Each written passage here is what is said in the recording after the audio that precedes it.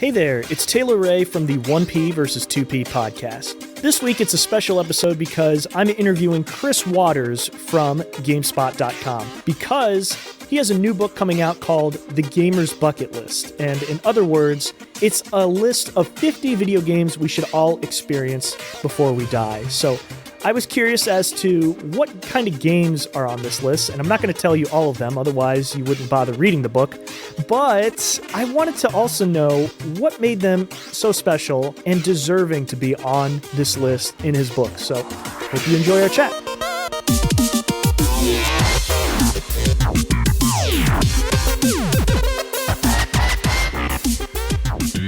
So with me is Chris Waters. He's a host, he's a producer, he's a writer for GameSpot.com.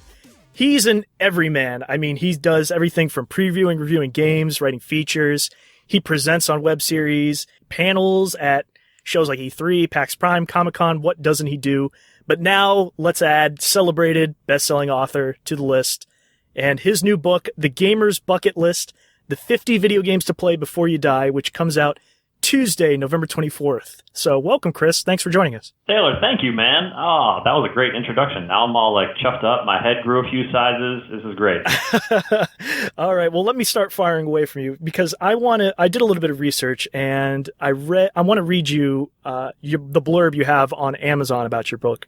And it says, quote, "Video games are fantastically diverse and wonderfully creative, but not all games are created equal. With so many games out there on so many different consoles, computers, and devices, how do you decide which games are worth playing?" So, Chris, I just want to ask you, how did you put that list together? All right. So choosing 50 games from all games ever created is an impossible task. Yeah, kind of. That was pretty much my question for sure. Yeah. Right. Right. So with any list, all right. So you gotta realize, okay, if I gotta create some parameters for myself. That's why lists have titles like the, best skateboard games. I don't know, this is a terrible title, but I had to narrow it down for myself. And so what I wanted to do was create a book that was okay, this book is going to be something that anyone can pick up, whether they're super passionate about games, whether they played games back in the day, but maybe have drifted away from it, whether they just have someone in their life who loves games and they want to know a little bit more about what games are all about. So that sort of set the tone as a broad survey kind of list. So I'm not this isn't a most historically important or deep esoteric cuts from game history. It's hitting a lot of the highlights. And so that makes it a little easier. I mean, you put your Skyrim on there, you put your Half-Life 2, you put your Red Dead Redemption. So a bunch of the games in there, certainly are going to be familiar to your listeners and to most video game fans in general. And then I also try to include some that went in different genres. So if I had chosen, say, Civilization 5, then I'm probably not going to go for another a 4X space strategy game because I've already kind of got that grand strategy covered. So Europa Universalis and Endless Space, those, because I had chosen Civ as kind of the standard bearer for that genre, then that narrowed it down. Ah, makes sense. Yeah. Yeah, it seems to me from the previews that you sent me, I recognized, and obviously there are a lot of noteworthy AAA titles in there. And I was just curious if you did have some obscure gems in there, or you really kind of formulated that list of 50 on a lot of different genres. It was definitely a lot of genre coverage, but then you sort of look at genre and the way that it's, the way that it's evolving and the way that it's, deconstructing basically in sort of game development now. And you look at a game Trials Evolution. The Trials series is a pretty popular sort of cult hit, but on the broader scale, you're not seeing an ad for Trials Evolution on the TV. You're not seeing an ad in a magazine and also I remember having this conversation when we were talking about Trials HD during our Game of the Year discussions at GameSpot a couple years ago. What genre would you say Trials is? Are you familiar with the series? Yeah, absolutely. Man, it's kind of like an action platformer. It's really hard to define for sure. There's some puzzle elements to it. There's a time trial. Exactly. Yeah. There's puzzle stuff in there too. It sort of transcends that. So I also like games like that were in spaces creating these experiences that were just kind of unique to gaming. So one of the ones I've talked about on other podcasts is Her Story, which came out earlier this year, and it's a really short game, and you're basically just like investigating. You're looking through old police interview tapes as an investigator, kind of trying to figure out what happened, and like what genre of game is that? Like all you're seeing is an actress like performing lines. All you're doing is typing in basically Google searches based on the words she says. But what it does capture is this incredible like feeling of investigation that, something like The Witcher 3, which is also on the list, for many, many reasons, it's not on there because it's like real compelling investigation game. You put on your Witcher vision, you smell some blood, you follow it around. They do a pretty decent job of it, but Her Story captures it in a different way. One of the other restrictions that I laid down, which I detailed in the foreword to the book, is like online games. Basically, if the game excels in the online arena, I left it off. I see. Part of that was because that's just a way for me to further narrow down the list and make my job a little easier. But also because, while World of Warcraft you could get into now and it would still be kind of vital, like how many MMOs over the past 10 years is that true about?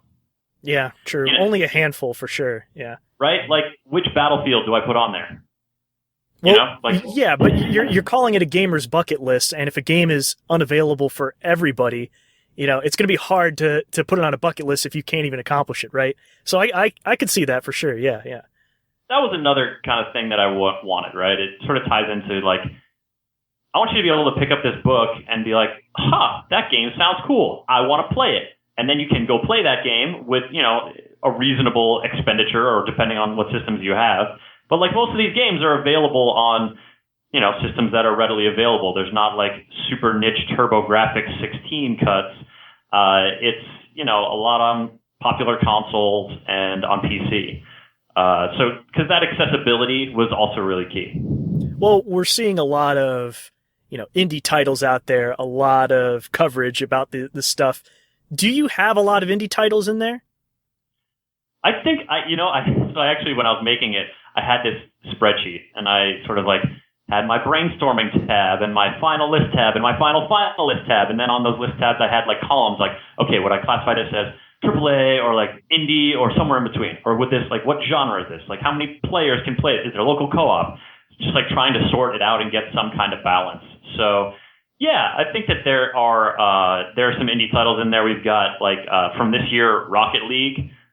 That's like, it might be my game of the year, but I love it so much. Oh, spoiler alert. Yeah, we've just added that to our list. We have a running spreadsheet for now. So, and then, like Kerbal Space Program is in there, and that's like, has been an ongoing development project from these guys. I think the guy in Mexico is like the head developer, but like that game is fantastic and people get so immersed in it. But, it's not like broadly available, like Sony's not picking it up. NASA's picking it up and backing it a little bit, but like, yeah, I tried to also sort of put in stuff that was a little more off the sort of mainstream beaten path. But if you are, as you are an avid game fan, you have probably heard of Nidhogg before. Yeah, and Nidhogg got like a fair amount of attention last year because it's a freaking awesome game. But that's on the grand scale of things in terms of like the broader video game culture. That's a pretty small game. Well, you mentioned mainstream coverage before, and I want to talk about this because when I was doing research for this interview, I came across the video from your PAX Prime panel of your favorite game sucks, and I want to read you back what you said right after you finished your presentation. It said, "Sometimes when you break ground, you find gold, and sometimes you hit a sewer main and hit a geyser of shit. Metal Gear Solid 4 sucks." All right, which leads this to this question: is there a game besides that one that others put on their bucket list, but you would never absolutely consider? Oh, okay. Well, first off, let me just say, I don't think Metal Gear Solid 4 is like an objectively bad game. Just to me, the game sucks. And it was the whole context of basically roasting games. So if any listeners are out there, I think, yeah, you found the video, right? It's posted on Yep. The internet, as all videos forever now will be. Oh, yeah. So you can tell we were having some fun with that. Games that other people put on their bucket list that I left off. I think, so I tried to, in my efforts to make this like a book that like that has a lot of accessible games, that has a lot of games that are, now you sit down, you play them, they're excellent. There's not a whole ton of retro games, of games from the 90s or the 80s or before. For example, like there was like a ton of platformers that were a lot of fun in like the Genesis, Super Nintendo era. But there's also Super Meat Boy, which is like the pinnacle of platformers in its niche. So, in that case, I didn't choose like a Ninja Gaiden or like a Bionic Commando or like a Kid Chameleon or, some sort of challenging platformer from back in the day. I chose Super Meat Boy because you're more likely to be able to get it on whatever console or system you have available now. And also, like, it's a game that sort of, obviously has learned from those decades and decades of history, that has the advantage of history, that it was developed more recently. And so I think that, when I'm talking to people, they come out with like their childhood favorites. And I'm like, kind of got to break it to them that like their childhood favorites was probably awesome. You probably liked it and may still be a great game today, but I didn't put on the list. Yeah. Yeah. Playing those sorts of games in a vacuum, it's really hard because they're games that don't age well. But at the time they were like, wow, this is my favorite game ever. This is definitely on the bucket list. So I could see that. I could see why you would want to put more recent games on there that borrow themes from older titles. Well, let me ask you a question now. Like, you've looked at the list a little bit. Do you see anyone on there, or do you see a missing one that you are like, Chris, what are you doing, man? You got to have this one on your bucket list. Or do you see one that you're like, hell yeah, that's got to be on there? Yeah. Oh man, that's a really good question. It's so hard, when you've played video games since the 80s and 90s to really pick out. I mean, you chose 50 and I'm having a hard time selecting one that's like my all-time favorite. Now, I'll putting you on the spot here. Yeah. No, that's okay. But when you sent me the preview, I was wanting to see the whole 50 and just wanted to check it off and say, yep, played that. I definitely agree with all those. But I think I sent you the preview that didn't have the table of contents in it, did I? Yeah, no, that's okay. But if I had to think of one, and if it's on your list, let me see. Final Fantasy Tactics, I think, is a must. And it's not my favorite game of all time, but it's definitely on my bucket list. Don't tell me you already have that on. I have Final Fantasy 6 on there. Okay. That was the one I chose as a representative from the Final Fantasy world. But yeah, Tactics is definitely one that, like, I think I got a side eye from one of my coworkers or two when I told them that wasn't on there. Because, yeah, that's a game that's incredible and so beloved by so many people. I think, like, in terms of the tactics kind of gameplay, I think I covered that with XCOM, Enemy Unknown. Oh, another excellent choice. Ryan's going to be very happy that you said that. Excellent. Yeah. No, if I had to pick a more recent game, I would say Advance Wars, and it's not the best game of all time, not my favorite, again, but, it is in the similar vein. It is in the same genre. That sort of tactics-based games, I think, have a lot of replayability for me, and it injects a lot of story in a game where it doesn't necessarily require it. And so games, even like XCOM, that have their own sort of fiction and universe that it's built around, Final Fantasy Tactics and Advance Wars I would definitely put those on my bucket list for sure. Yeah, I've dumped way too many hours in them to not include them. So, all right, no, that was a great question. You turned that right around on me. So yeah, now I've got to write my own book. Your tactics genre book. Yeah, definitely. Like, it seems you have a passion for those kind of games. Yeah. Well, let me ask you this, because we were talking about our favorites, and you're talking about what games are we most passionate about. There's sort of a tendency in games media that you're both a fan of video games and a critic at the same time. I know you have to play that role for work. Something that doesn't always happen with critics of sort of other businesses, right? Other sorts of media. And because of the rise of the personality-driven nature of covering stuff like, Let's Play or, popular YouTube streamers and Twitch, do you have to separate your fandom from being a critic? And if so, how do you do it? It's a tough one, and that's like kind of an ongoing struggle, right? Because the sort of one of the things at the heart of that question is, can you be critical of something and still call yourself a fan of it? Like, if you're such a big fan of a game, can you look at it and also acknowledge its flaws? Because every game is flawed. No game is perfect. And, there's going to be limitations or issues that other people might have with the game. So I think that, for me, was like a really key part of my, becoming, for years I was like just writing reviews at GameSpot. And I would write reviews for a series that I was a super big fan of. And then I would write reviews for a series that I really didn't like. But that kind of, you have to temper that a little bit. There's no such thing as an objective review. I can't go in there and be like, well, I really like Halo, but I'm going to objectively take on Halo Reach and really give my opinion. That's a fallacy. But I think I had this moment, I think when I was in high school, where, I'm a huge Lord of the Rings fan. My dad read that book to me when I was a kid. I've read it many times myself. And I read an article that was basically criticizing the Lord of the Rings. It was like, yeah, the World War II allegory, this and the black and white conception of villainy and heroism, that it's so trite and pedantic in these ways. And I felt myself freaking out a little bit. I was like, how dare you? It's the Lord of the Rings. But I also, I was in an environment where in school where people were where we were sort of reading stuff like that. We were reading criticism, and really that struggle to take this thing that I loved, to look at it and see its limitations, but then to go back to it and be like, yeah, I can still love this. I can still be a huge fan. That's an essential skill for me now. And that's an essential part of being a professional in terms of expressing my opinion and being clear that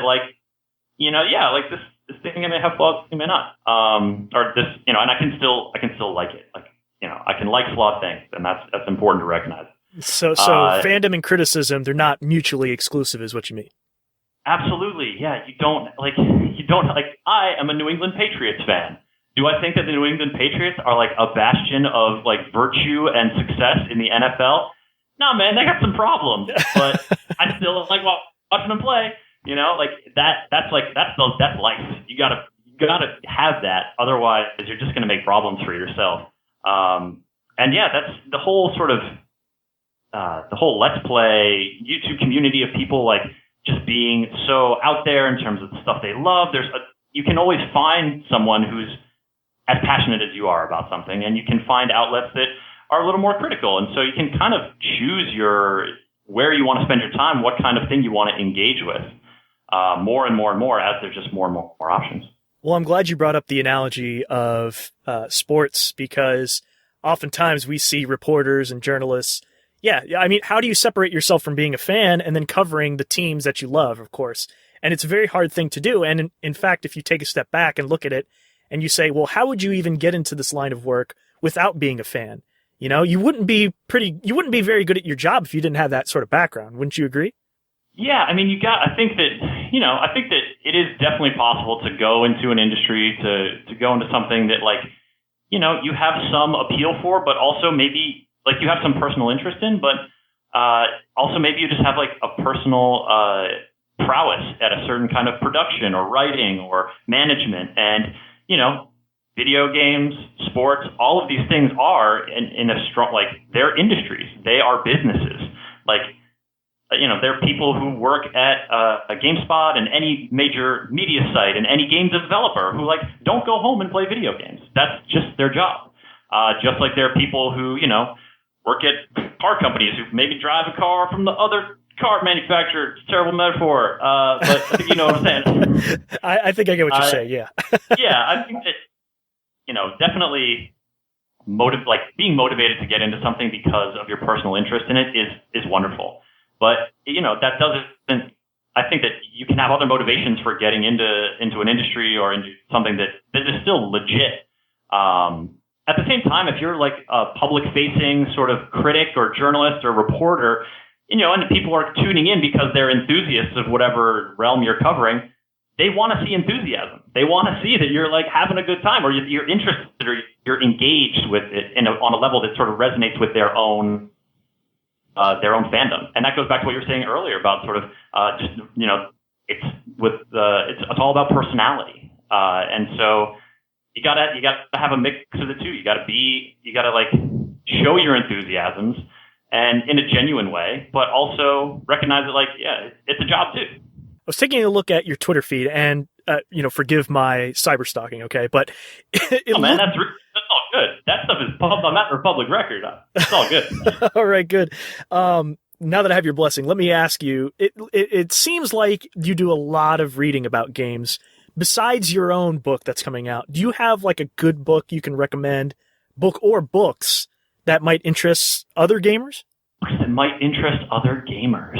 Yeah, think of two that I've read some of one, and then I'm intrigued to get my hands on the other. So the first one is a compilation of essays of games criticism and journalism called State of Play that was recently released, and it's got like just a lot of it just has a broad swath of some of the best writers in games journalism writing about like lots of different facets of game culture and journalism and game development and stuff like that. So it's, got this wonderful piece by Lee Alexander about her like experience with like really early computer games and how they were like obtuse to the point of like almost, you had to have like an almost mystical approach to solving the issues there.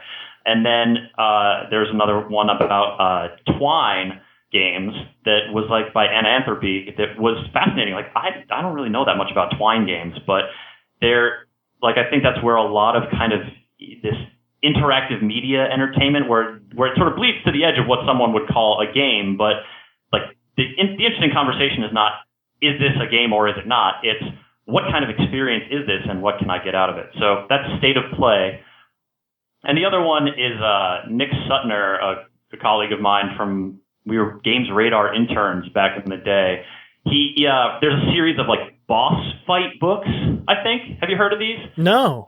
I think like Anthony and Ashley Birch wrote one about maybe Metal Gear. And then Nick has written one about Shadow of the Colossus, and I'm not 100% sure if it's actually out right now. Let me just Google this real quick. Yeah, you don't want to be breaching any sort of NDAs. No, I mean, he's definitely announced it. I'm just not sure if you can, like, actually get it. Yeah. Yeah, so it's Boss Fight Books. It's like a series of books that are, it's like funded on Kickstarter. You can pre-order these books. I guess it's releasing in December. But, yeah, there's one on Metal Gear Solid. There's one on Baldur's Gate 2. There's one on Bible Adventures. That's weird. I don't know what that's all about. But it's one on Shadow of the Colossus that I'm just fascinated by because Nick is a great writer. And Shadow of the Colossus, obviously, is such an influential game. And so, like, still one that I think sticks in the imaginations of players in a way that few games do. So if you had to give me I mean, this is a list of 50 that you've included in your book. But if you had to give me, let's say, 3 that are most influential, top 3 Hall of Fame material, I mean, could you even name those 3? Oh my God. Are you talking about like for me personally or for like the game industry as a whole? Like, let's go with you because the book that you've written is personally your opinion. It's not on the industry as a whole. It's not, absolutely. This isn't a collection of other authors. So let's talk about your personal taste. That was definitely something I had to like reassure myself about multiple times. I'm like, you're the author of this book. You put in it what you want to put in. Right. It's okay. It's okay that you don't. Yeah, you do it. All right, so let's see. Games that, like, I'm looking at here, and, like, my top 3 that I'm picking out of here are, like, Rocket League. Honestly, that has been my waking obsession ever since it came out. I love it so much. I think it's the greatest sports game ever created because it doesn't imitate a sport. It imitates what it feels like to play a sport. Like, you're not pressing a button to kick. You are the car. You're the foot in soccer. Like, you're angling the kick. Like, so good. You're a foot with rocket fuel. You're a foot with rocket fuel and tires and maybe like a skull on the end of your antenna. But, it's so magical. I'm also going to call out my man Spelunky because that was a game that I was full on obsessed with for like 2 years straight. Just like watching people play.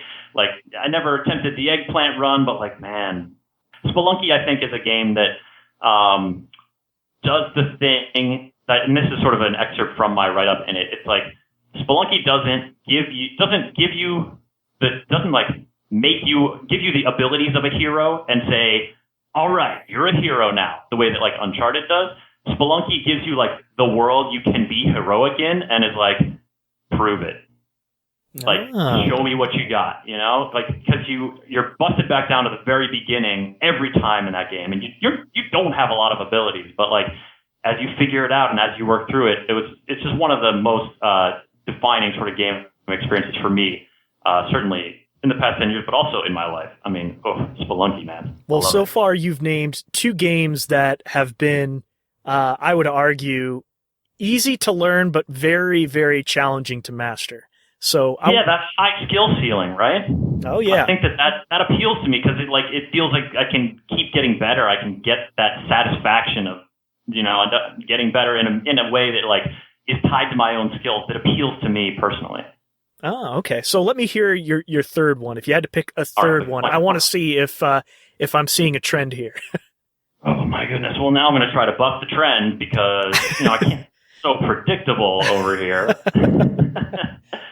I think for the third one, I'm going to put The Last of Us Remastered. And I say remastered because you gotta, like, The Last of Us is incredible, but you also have to play Left Behind, the DLC that came out for it, because that's just a masterclass in video game storytelling and, like, using the mechanics of The Last of Us as a shooter are, like, brutal. And like that's kind of the way combat is tuned. It's like very base, brutal combat. Like you're not running around stunting on your enemies. Like it feels dangerous. So it's like very tense. But then in Left Behind, these gameplay mechanics like throwing a brick are repurposed, and you're like 2 teenagers throwing bricks to smash out the windows of a car, like on your day, goofing off. You know, you're having a squirt gun fight using the shooting mechanics. And there's some other stuff in there. I don't know if you've played it yourself, but yep. I don't know, man. It's just in terms of video game storytelling for me, I think that's a high watermark. Okay, so you've said storytelling and you said sort of a skill ceiling. I just want to get a better idea of like what sort of features or mechanics that you value the most. Like what does your ideal video game really have? Like what's a really good, well-rounded game that you're going to enjoy from start to finish? Oh my God, dude. I think that like, you know, you're sort of picking up on some through lines in terms of like the kind of satisfactions I derive from video games and the kind of systems that I gravitate towards. If you look at the other entries on this list, it just casts the net so wide. I mean, there's like Psychonauts is on there. That's not a game with a high skill ceiling. That's a game with hilarious jokes. Like, you know, and just imaginative level design. And then you've got a game like Grand Theft Auto 5, which like is not, you know, you could get pretty high skill wise in that game, but that's not what I'm in it for. I'm in it for like, I can do so much. I can like obey traffic laws, or I can cause total mayhem. Like I can just like, this is my virtual world of action figures. I love playing with action figures back in the day, and that's what Grand Theft Auto is for me now. I think that the idea here is like, I'm not like, this list is the book casts the net so wide that you can't really pin down one through line or one thing that like makes all these games a Chris Waters favorite. You know, they're all so diverse that like, you know, and I wrote about 300 words about each one, which is like 3 to 4 paragraphs depending on how it's formatted. But you could flip open to any page and read the article, and you understand why I'm into that book. Or why I'm into that game, but it'd be hard for you to like, you know, read Dark Souls and then read The Sims 3 and like be like, oh yeah, Chris likes this kind of game, you know? Gotcha. Well, let me turn that question on its head then. Like, if you were to find a bad video game, something that you've played, you've reviewed, that subjectively you really hated, okay? What kind of features, mechanics do those kinds of games have? Like, is there something that's just like a nope, I can't stand this thing? Something that I really just do not like in video games. I mean, I think that, you know, I have enjoyed in my day a lot of shooters. Like, I'm a big shooter fan. I like to play them online competitively. I like to play through the campaigns. But I think that that kind of and we're turning away from this a little bit, but like the enemy closet kind of thing, the like super predictable enemy behavior, like where you're just like, I'm here to like destroy tons of you. There's some satisfaction in that quantity and in that of just like, maybe you're getting scored, maybe points are going up, or maybe you're just like feeling more and more like a big badass because you're just like mowing them down. But to me, that kind of quantity of destruction is something you also see in like the Dynasty Warriors game. I was just going to say that. Yeah. Dynasty Warriors. I would also argue like Gauntlet Legends as well. Yeah, like that kind of thing, that kind of quantity. I think there's a way to do it right in terms that like some shmups do, where like quantity of enemies actually drives you to have to play it better or play it more skillfully. And not that these other games don't demand skill to some degree. It's just that I don't derive too much satisfaction from the fact of like waste. Something in it, some kind of flair to it, like a God of War. Like Kratos kills so many things, but like it feels good. And there's, the combos and stuff, I see. So it's almost like balancing predictability versus, I don't know, like, I think I get what you're saying. There are games where, you might replay the same single player story and because you've gone through it once, and so it's predictable to you. But if you're talking about, AI or mechanics in a game that are just way too easy to figure out, that's something that it's not something that you enjoy for sure. Yeah, and like honestly, I think it's not even a matter of replaying it. It's like if I play the first two levels and then I know what the next two levels are going to be like, come on, like what are you doing here? Yeah, give you something new. All right, well, let's wrap this up. That's all the questions I had for you, but I want to read because I thought I got a chuckle out of this when I read this bio on Amazon. It says, well, first of all, that you socialize on Twitter at CT Waters. That's WATTERS, but that you wish you owned a real-life incarnation of Missile, the plucky Pomeranian from Ghost Trick Phantom Detective. Personally, love that game. In fact, I would probably put that on my bucket list. So I was considering it, and this was my sly way of giving it a nod in the book because I didn't actually put it in the fifth list of 50. Well, did you play that on iOS or did you play that on DS? I played that on the DS. Ah, okay. Yeah.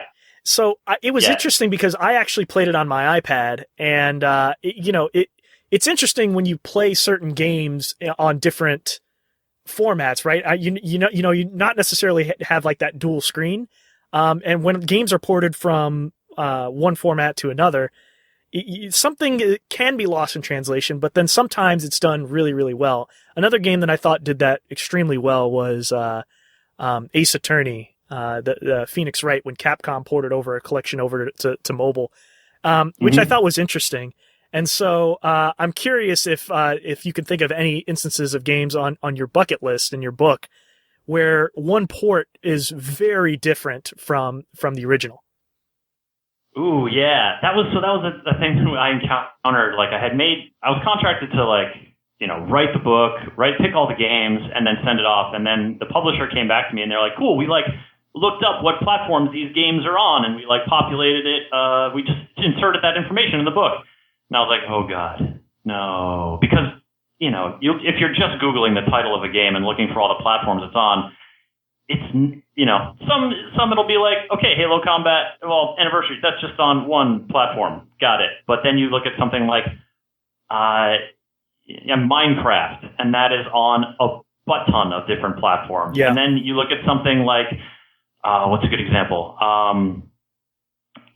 Maybe Rock Band 3. Like you would look at that and maybe they made a mobile version of that. I know they made Harmonix made a mobile rhythm game. It's not specific, but when they make a mobile version of the game, or The Sims 3, the mobile version of that is not the same. Right. And so I had to go through and police all these choices at that point. And I was kind of getting down to the wire. It was a stressful week.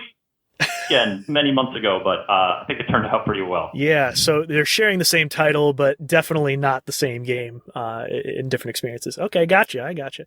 Well, Chris, let me ask you, is there anything else that you want to plug besides the book that we've talked about? I think you nailed it, man. My Twitter is CTWATTERS. If you guys have any questions about the book, or, if you see games on there that you're like, yeah, or you see a game that's not on there and you're like, what the hell? Like, hit me up. I'm definitely down to like discuss all this stuff and like chat about games at any time. But yeah, I think the Gamer's Bucket List, like, I think it's just a really fun, accessible book. Like, I wrote it to try to, each entry is like, it tries to capture what makes that particular game awesome. So it's not so much about like, well, you know what, like Batman Arkham Asylum, like launched this great series that, then, defined sort of the way that other games were, it influenced combat in other games beyond it. Like, that's not what that write-up's about. It's about why Arkham Asylum is so good. While I was writing these, I found myself so many times, like extolling the virtues of this game and then just wanting to like get up and play it again, like getting myself hyped up. So that's the kind of vibe, and I think that it's a really fun vibe, and it's kind of like resonates with my whole thing about video games. Like, they're friggin' wonderful. And let me just say this: I did the math, and I think your book is at this point a little over $11 on Amazon. Mm-hmm. And if you do the math, that's less than a quarter for each recommendation. So take that as you will. So it's valuable. So and thanks again, Chris, for talking to us. Really appreciate it. My pleasure, Taylor. Thank you. He was such an awesome guest. Okay, that's it. If you liked our show, please subscribe and review us on iTunes and Stitcher. Let us know what you think. If you really like these guest interviews, we'll do more of them. Our episodes can be heard on everywhere: iTunes, Stitcher, TuneIn, Player FM, SoundCloud, whatever you want. You can even subscribe to our RSS feed on our site's sidebar button. And Chris's book on Amazon, we'll post a link to his stuff on the show notes. Also, we'll link to his Twitter account so you can check him out and follow him. But you can also follow us at 1PVS2P_podcast. You can also like us on Facebook, facebook.com/1PVS2P. We want to thank Phonetic Hero for the use of his songs for our show. They're part of the compilation project Chiptunes Equals Win. Thanks again to Chris Waters from GameSpot.com and his new book, The Gamer's Bucket List. Check it out.